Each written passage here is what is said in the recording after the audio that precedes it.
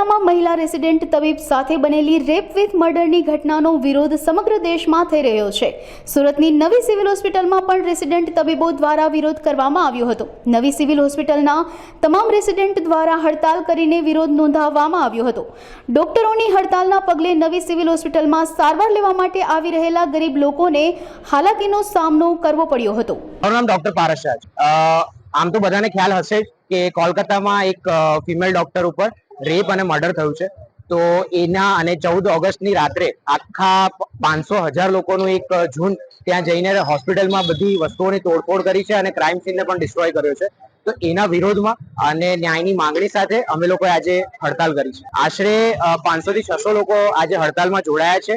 અહીંયા civil hospital સુરતમાં જેટલા પણ રેસિડેન્ટ ડોક્ટર્સ છે, જેટલા ઇન્ટર્ન ડોક્ટર્સ છે, સૌ જોડાયા. અમારી માંગ એટલી જ છે કે જે અમારી કલીગ સાથે, જે અમારી બહેન સાથે આજે થયું છે, એ કાલે ઉઠીને બીજી કોઈ સ્ત્રી સાથે, ડોક્ટરનો પ્રશ્ન બાજુ પર રાખી તો પણ બીજી કોઈ સ્ત્રી સાથે ન થાય અને એક સેન્ટ્રલ પ્રોટેક્શન એક્ટ આવે, જે ઓલરેડી સરકારે બિલ મૂકેલું છે, તો એ બિલ પાસ થાય, કાયદો બને અને જે છોકરી જોડે આ વસ્તુ થઈ છે એ પીડિતાને ન્યાય મળે. અને ત્રીજું કે દરેક હોસ્પિટલમાં પ્રોપર સિક્યોરિટી, પ્રોપર સીસીટીવી ને બધું કાર્યરત કરવામાં આવે.